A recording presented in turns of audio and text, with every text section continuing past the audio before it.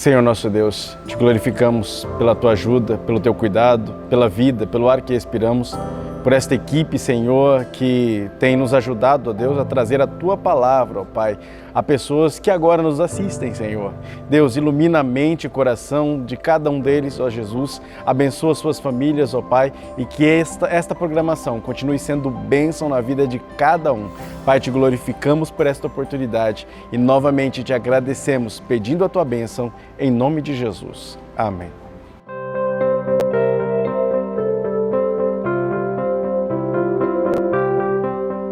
A paz do Senhor, meus irmãos, estamos aqui de volta no Templo da Assembleia de Deus, Ministério do Belém, Presidente Prudente. Desta feita, lição de número 8, em que falaremos novamente de Paulo, mas agora como discipulador de vidas. E irmãos, o texto áureo desta lição já começa dizendo algo interessante. Paulo, tendo escolhido a Silas, partiu, encomendado pelos irmãos, a graça de Deus, e passou pela Síria e Cilícia, confirmando as igrejas. Atos dos Apóstolos, capítulo 15, versículos 40 e 41. A verdade prática desta lição traz o seguinte: o discipulado cristão forma discípulos de Cristo, para que o imitem, de forma que Deus seja glorificado. Aonde? Na sociedade. O contexto desta lição vai de novo fazer um retorno ao tempo e também falar sobre o futuro no livro de Atos. Atos capítulo 2, versículos 42 a 47, a leitura bíblica em classe, e também lá na frente, Atos 20, os primeiros 4 versículos. E para introduzir e comentar com vocês sobre Paulo e o discipulado bíblico, trago meu amigo, meu irmão e professor, Diego. Fala aí, Diego. Perfeitamente, Júnior. Paz do Senhor Jesus, meus irmãos, que alegria estarmos juntos mais uma vez, lição de número 8, para falar exatamente sobre um tema específico afunilado nessa discussão, que é discipulado. Percebam vocês que o pastor Elienay Cabral introdutoriamente apresenta isso e fortalece que o destaque para o papel de Paulo no processo do discipulado vai se dar nas igrejas que ele plantou, de modo que isso me induz a pensar algo que ele próprio discutira dentro das suas cartas, que era acerca dos ministérios. E por que isso? Porque se pensarmos as lições 6, 7 e 8, nós perceberemos pelo menos 3 ministérios enclausurados na figura de Paulo. A lição de número 6 falou sobre o poder no Espírito. Nós vemos ali um Paulo evangelista que pregava com a unção e graça do Espírito Santo. A lição de número 7, que falara sobre o Paulo plantador de igrejas, mostra um Paulo apostólico que de fato implementa novos trabalhos. Mas a lição de número 8 trafega sobre o discipulado e me faz ver um Paulo como mestre que se preocupa agora em sentar e educar as pessoas que se integraram ao cristianismo. O tópico de número 1 fala sobre Paulo e o discipulado bíblico. Olha só, discipulado bíblico, o pastor Elienay Cabral vai remontar a história a partir de uma fala proposta por Cristo no capítulo 28, versos 19 e 20, onde o Senhor Jesus dá uma ordem imperativa, dizendo: ide ensinai todas as nações, batizando-as em nome do Pai e do Filho e do Espírito Santo. Mas ele também entende que após o Pentecostes, o 50º, aquela festa que acontecia 50 dias após a Páscoa, mas que coincidentemente também a festa da colheita passa a ser a festa da colheita de almas, porque ali há uma manifestação miraculosa do Espírito Santo. Após esse evento, a igreja nasceu historicamente e o cuidado com os recém-nascidos na fé precisava ser bem estruturado. Aliás, o texto de Atos, capítulos 2, versículo de número 42, deixa isso muito claro, uma vez que Lucas registra que aqueles irmãos, agora integrados nessa nova visão, perseveravam em pelo menos 4 pilares: na doutrina dos apóstolos, no partir do pão, na comunhão e nas orações. Estes pilares eram fulcrais para a saúde emocional e espiritual da igreja de então. Mas percebam vocês que o item de número 2, ainda nesse tópico primeiro, onde Paulo se apresenta por um discipulado bíblico, nós temos a figura desse Paulo enquanto discipulador de fato. E isso não há dúvidas. Dos 27 livros que se dispõem no Novo Testamento, 13 consideram os maiores teóricos, foram escritos por Paulo, que representa em percentuais 50%. Ao longo de suas cartas, aponta o pastor Elienay Cabral, vemos um compromisso profundo que Paulo tem com a doutrina exposta e, consequentemente, a sua aplicabilidade na vida do discípulo. De modo que o pastor Elienay considera que há, no sentido de existir, doutrina no discipulado, mas há também prática coerente com a doutrina. De modo que isso faz com que o discípulo cresça e chegue à maturidade. Conhecer de maneira teórica apenas não basta. Ele não disse que seria fútil, mas é manco. O sujeito precisa ter um crescimento saudável quando ele o faz teórica e na prática. Esse elemento discursado pelo pastor Elienay Cabral e em vias de fato apresentado pelas lentes do Novo Testamento, uma especificidade na figura do apóstolo Paulo, nos faz lembrar de um teólogo alemão do contexto nazista, Dietrich Bonhoeffer, que escreve o discipulado. E no seu livro ele contrasta a ideia da graça barata com a graça preciosa. E o que seria essa ideia de graça barata? Aquela que sem discipulado, sem a cruz, é uma espécie de resto de estoque e acaba justificando o pecado. Por isso ela é medíocre, ela é genérica, ela é barata. Mas ele fala sobre a graça preciosa e essa é dominada por Cristo, de modo que o discípulo consegue, a partir dela, deixar para trás as redes e o seguir. Isso é vital para conseguirmos entender a figura do Paulo enquanto discipulador e também compreendermos os apontamentos feitos pelo pastor Elienay Cabral com relação a essa ideia de teoria e prática.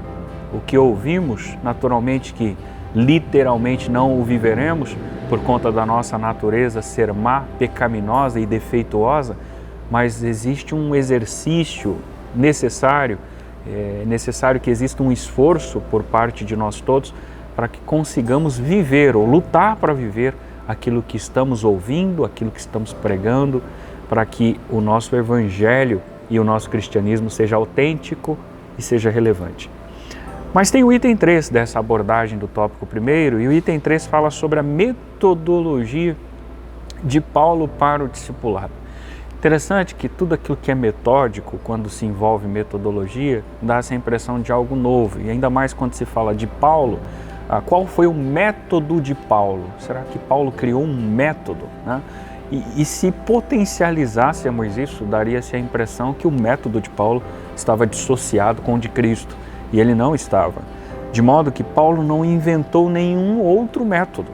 Pelo contrário, ele dá sequência àquele que já existia, de modo que a igreja continua sendo uma espécie de hospital, abarcando pessoas doentes e estas sendo curadas, pessoas deprimidas que não conheciam o Evangelho de Cristo e sendo salvas, pessoas sendo batizadas com o Espírito Santo, e ainda ouvindo sermões que as preparavam para morar no céu. Esses pilares continuaram em evidência, pilares que continuam até hoje dentro da proposta do pentecostalismo clássico. Mas essa metodologia de Paulo, segundo o pastor Elienay Cabral, ele vai dizer que ao plantá-la, ou seja, ao plantar uma igreja, o apóstolo ficava ali o tempo suficiente para firmar os passos dos novos convertidos. Isto é, ele tinha a preocupação não simplesmente de abrir um novo trabalho e, permita-me utilizar esse adágio, deixar a Deus dará, né? Mas ele tinha a preocupação de acompanhá-los, de educá-los, de formá-los, pelo menos por um espaço de tempo, e quando já não estava mais presente assiduamente com eles, deixava uma pessoa que tinha essa característica para o fazê-lo.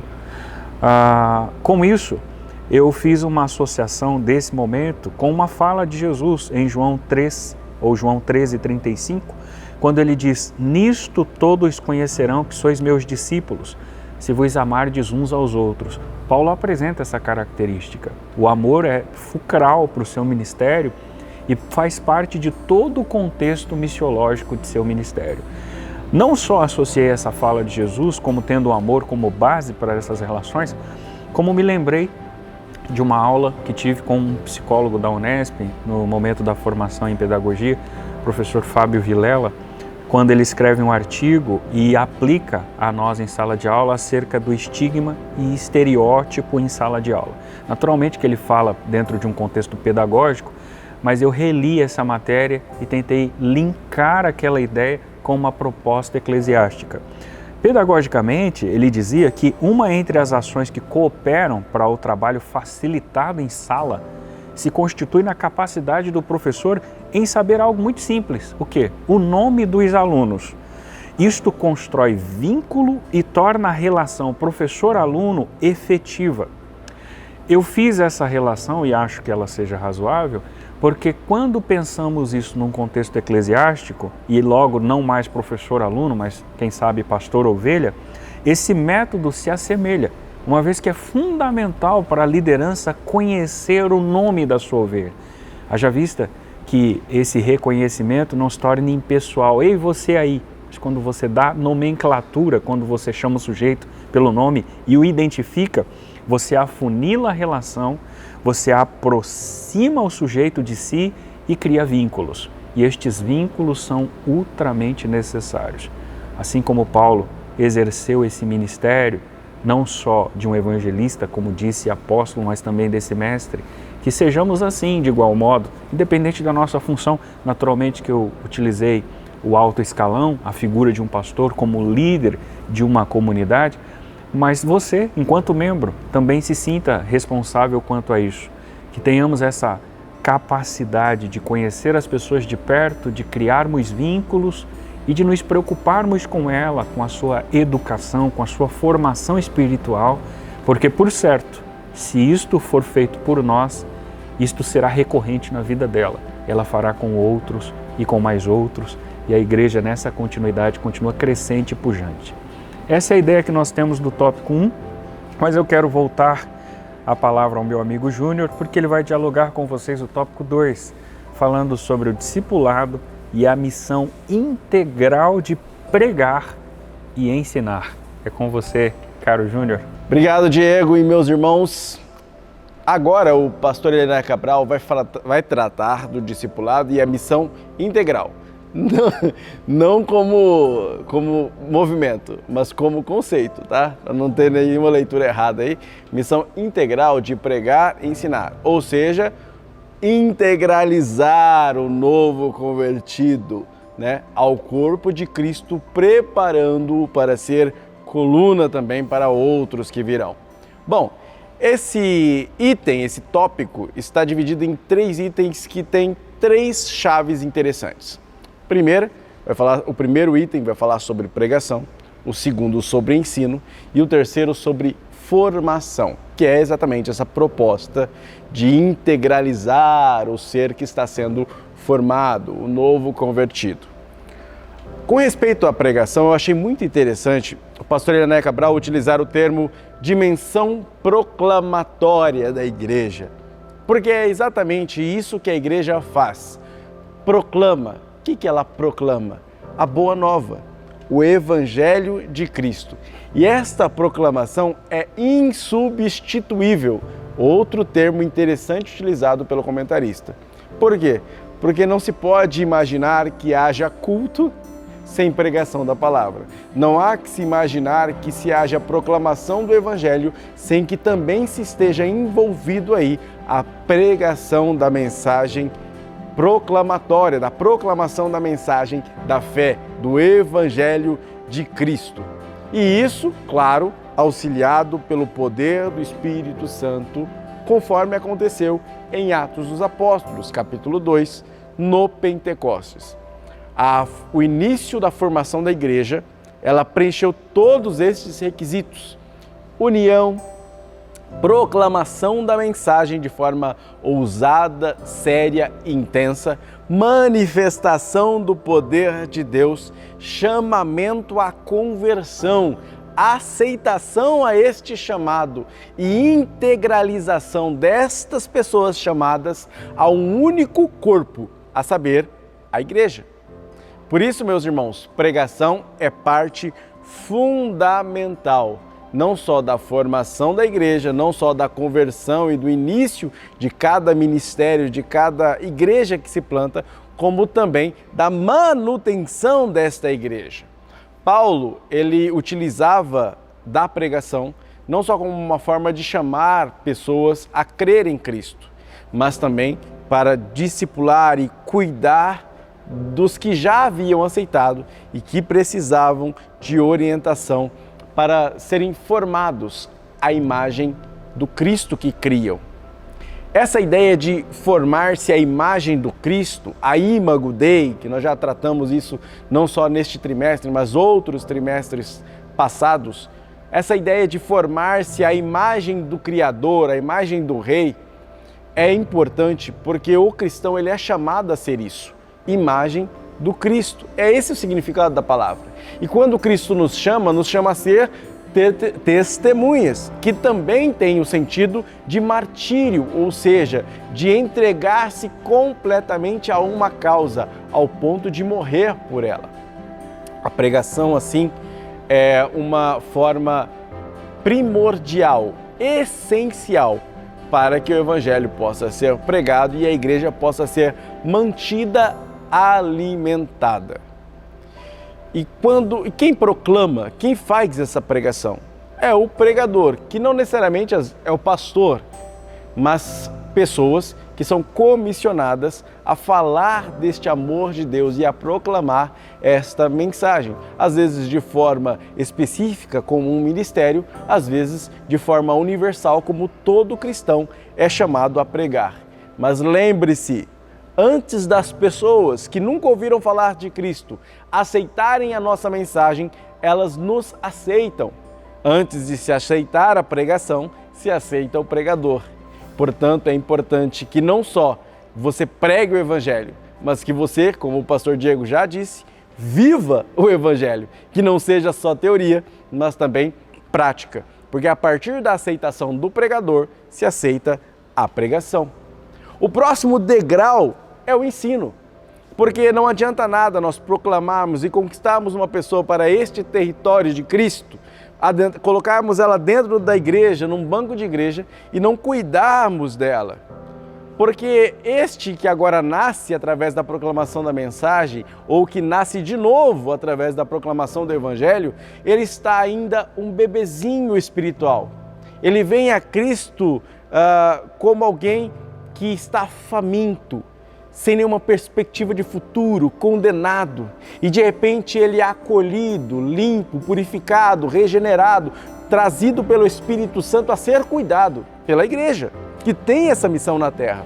E essa pessoa precisa ser orientada, muitas vezes, inicialmente em sua carreira, carregada no colo inclusive, para que Cristo seja formado paulatinamente, gradativamente nela, pelo modo com que ela muda de vida, pelo seu linguajar transformado, por tudo que ela antes fazia e deixa de fazer por amor de Cristo. É como a história de John Bunyan, o peregrino, que ele sai de uma cidade de destruição e trilha um caminho até chegar à grande cidade, a Canaã. E nesse caminho ele tem diversos desafios a transpor, mas também tem diversos companheiros com quem divide este caminho. Assim também nós somos chamados a ser companheiros deste peregrino que inicia esta jornada, o novo convertido, que iniciou pela pregação do Evangelho, tomando este rumo. Porém, é nossa missão auxiliá-lo para que ele não caia nas tentações, para que ele não se desvie para atalhos, para que ele enxergue o norte, para onde ele deve ir, cada caminho e cada pedra que ele deve pisar. Nós somos, como igreja, responsáveis por este bebezinho espiritual até que ele possa andar com as próprias pernas e para isso precisamos da ajuda do Espírito Santo e de um ensino fortalecido, de pessoas que sejam comprometidas com esta palavra e com o ensino até o dia em que esta pessoa chegue a Canaã celeste, até o dia que todos nós cheguemos, para que a semente que uma vez foi plantada não seja sequestrada, roubada pelo diabo no meio do caminho, como aquela parábola que Cristo profere, que muitas vezes a semente caindo em certo lugar, o inimigo vem e rouba. É importante, portanto, que nós tenhamos cuidado com esses novos discípulos, ensinando-os, como diz a Escritura, ensinando-os. E assim, esta pessoa se forma. E realmente ela se torna discípula de Cristo, visualizando ser parecida com Cristo e olhando para o lado com companheiros que também se parecem com Cristo. O Espírito Santo opera a santificação neste processo. Ela passa a ser cada dia melhor. Isso não quer dizer que ela vai ser 100% perfeita e santa a todo momento. Ela está em processo de santificação. Às vezes vai ter dificuldade, vai cair, mas vai se levantar com a ajuda de pessoas ao lado dela, que ao invés de julgá-la, pegará ela pela mão, segurará e levantará e falar, continua, porque é um processo. O discipulado é um processo. Nem toda matéria é fácil nesse discipulado. Nem toda matéria é rápida de ser ultrapassada e aprendida. Às vezes, muitas vezes, você vai repisar uma lição. Por vezes, você vai ser reprovado em alguns passos. Mas logo à frente tem alguém disposto a ensiná-lo, a orientá-lo de novo, a tomar você pela mão para conduzir você pelo bom caminho. E aí, como diz Paulo em 1 Coríntios 3,18, nós, como um espelho, refletindo a glória do Senhor, gradativamente, de glória em glória. Isso é gradação, de glória em glória, um passo de cada vez. Vamos sendo aperfeiçoados por este mesmo Espírito, até possamos ser completos. E quando seremos completos? Quando ouvirmos um som de trombeta, chamando, acabou o tempo, eis que agora venho buscar a minha noiva. Até lá, seja você o discipulador, seja você o discípulo, nós estamos neste caminho. Aquele que está em pé, tenha cuidado para que não caia. E aquele que caiu, levante-se, sacuda a poeira, junte um companheiro ao lado e caminhe neste caminho. Nunca desista, porque o Espírito Santo está aí para nos ajudar a continuar a ser e a formar e a ter, de desenvolver a Igreja de Cristo. Para isso, somos chamados.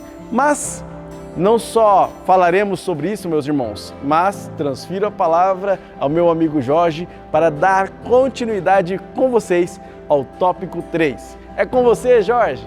O discipulado com pessoas de outras culturas. A pregação para os irmãos, no livro de Atos nós percebemos o seguinte, que quando acontece ali a manifestação da propagação do Evangelho, onde os discípulos de Jesus, os primeiros discípulos de Jesus, eles passam ali a ser perseguidos, eles se unem e começam a juntar em comunidade, mas apenas entre eles, ou seja, eles tinham ali uma dificuldade em em se comunicar com outras culturas, em propagar o Evangelho para outras culturas. Então eles se juntavam nos templos, nas sinagogas, apenas entre os judeus. E os apóstolos desejavam que os seus irmãos recebessem a palavra da verdade. Mas, entretanto, o desafio diante da lei de Moisés, no fenômeno da conversão entre os gentios, era complexo para eles entenderem. Conforme nos mostra a questão cultural entre os judeus, hebreus e os helênicos, onde era muito complicado, assim, de um exemplo, uma cultura, vamos lá, estamos falando de algo milenário entre os judeus. O judeu, crendo nas escritas e e nas leis mosaicas, de repente abre-se ali o cristianismo, um Jesus que morreu por todo, um Jesus que ele é trinitário, onde Pai, Filho e Espírito Santo, e aonde não está restrito apenas ao judeu, mas está também aberto ao povo gentílico que somos nós. Então, para eles tinham muita dificuldade em compreender isso. Inclusive também vale a pena aqui destacar um exemplo, quando nós pegamos o livro de Gálatas também, existe até uma certa discussão entre Pedro e Paulo, porque Pedro estava ali se portando juntamente com os gentios. Quando os gentios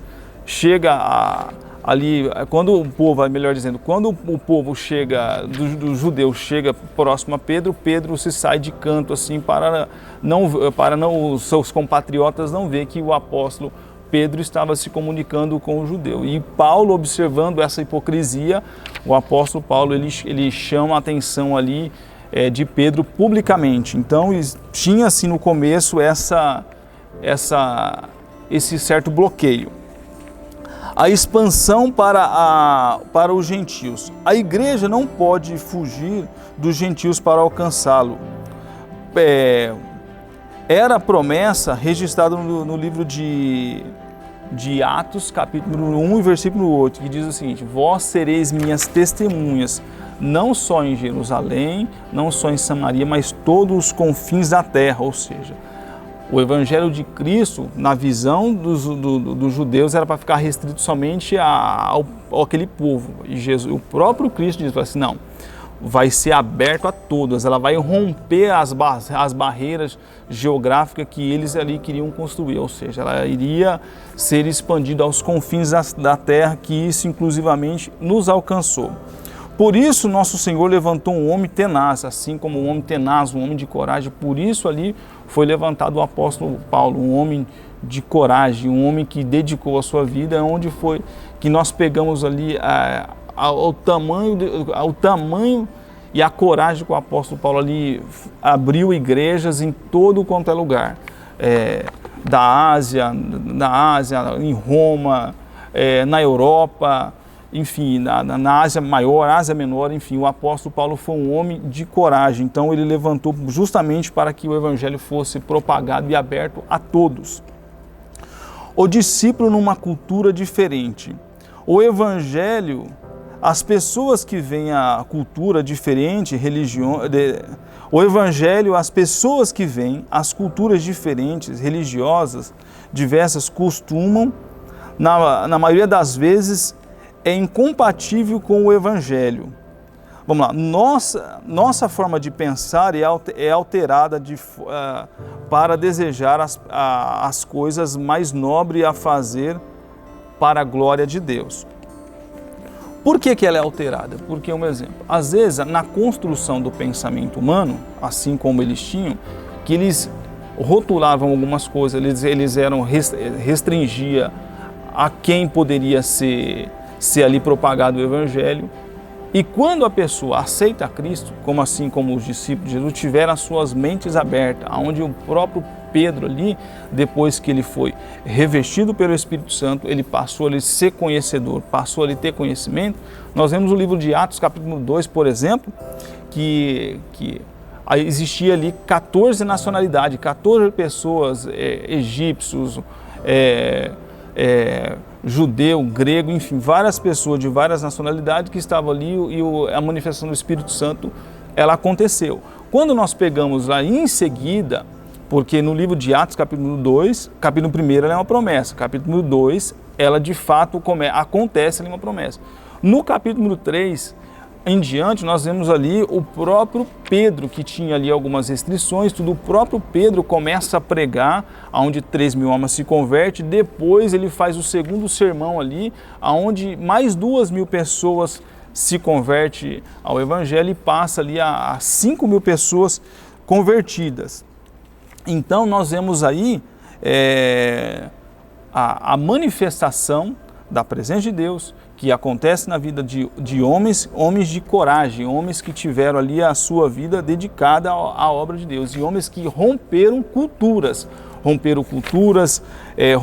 ali costumes diferentes, e algo que vale a pena aqui ser destacado é o seguinte, que o homem, para ter êxito, para ter sucesso na sua caminhada, primeiro, ele tem que ser uma pessoa preparada, assim como o apóstolo Paulo foi um homem preparado, onde ele estudou aos pés de Gamaliel, era um homem versado em outras culturas. Então, ou seja, primeiro era um homem preparado, e o segundo ponto era um homem que andava debaixo da orientação do Espírito Santo, porque quando nós pegamos no livro de Atos, capítulo número 16, versículo número 9, nós encontramos ali o apóstolo Paulo querendo ali no seu coração partir para a Ásia Menor. E ele tem uma visão aonde um homem clamando, passa a Macedônia e nos ajuda. Aí o apóstolo Paulo, guiado pelo Espírito Santo, ele deixa de ir para a Ásia e vai para a Macedônia. E ali é fundada a primeira igreja da Europa, que é a igreja de Filipe. Então, para você poder aprender com o apóstolo Paulo, primeira coisa, ser uma pessoa preparada, e segundo ponto, andar debaixo da orientação de Deus. Desejo que Deus abençoe a sua vida, é um prazer e uma alegria poder estar aqui mais uma vez, construindo esse subsídio aqui juntamente com os meus amigos, com o nosso irmão Júnior, com o nosso irmão Diego e também junto com o nosso irmão Rony.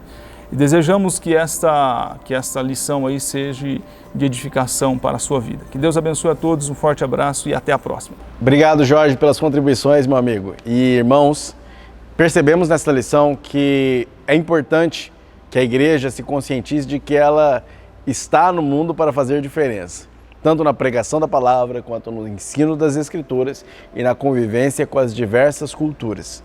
A igreja tem inúmeros desafios, principalmente no século XXI. Nós temos uma resistência em alguns conceitos, em algumas coisas, em alguns assuntos. E nós temos coisas a melhorar, talvez, em outros aspectos. De qualquer forma, são desafios que a igreja vai ter que conviver, né? São coisas que a igreja vai ter que enfrentar em pleno século XXI. Será que estamos preparados? Eu não sei. A única coisa que eu tenho certeza é de que a nossa missão de pregar o Evangelho não mudou. A nossa missão de ensinar a palavra de Deus com seriedade, com intensidade, com vontade, isso não mudou. Também não mudou a presença do Espírito Santo nos impulsionando e nos orientando em cada passo desse. Também não mudou a nossa obrigação de discipular e cuidar das pessoas que chegam. Portanto, qualquer desafio que seja imposto à igreja hoje, ela vai enfrentar olhando nos olhos. Não adianta tentar fugir das grandes batalhas, nem dos grandes desafios que se colocam pela modernidade ou pela pós-modernidade. Mas, ao mesmo tempo, também não se deve tentar fugir daquilo que a Bíblia nos comissionou há séculos atrás e que é a obrigação nossa antes da fundação do mundo. Por isso, meus irmãos, confiemos que ainda há um cuidado da igreja em manter a sua missão integral de discipular, cuidar, orientar, pregar o Evangelho de Cristo, ensinar e formar Cristo nestes que se aproximam de Cristo, sabendo que Ele deu tudo por nós e, portanto, exige tudo de nós para Ele também. Evangelho é renúncia, discipulado é carregamento de cruz. Não há outras coisas nem eufemismos aqui. É assim e ponto final. Né, Diego? É isso aí, Júnior. Perfeitamente. Meus irmãos, que bênção ter vocês com a gente novamente. Compartilhe esse vídeo com mais pessoas e sigamos com essa proposta paulina, com essa proposta da EBD, discipulando vidas, formando pessoas para a glória de Deus, para que o reino de Deus continue crescendo e mais pessoas estejam integralizadas a esse grande movimento que é o cristianismo. Foi um prazer ter você conosco. Não se esqueça de se inscrever no canal, deixar o seu like, registrar o seu comentário e compartilhar o vídeo com mais gente para que a palavra de Deus alcance a todos em nome de Jesus. Não é isso, Júnior? É isso aí, meus irmãos. Conto com vocês. Um abraço. Até mais. Tchau, tchau.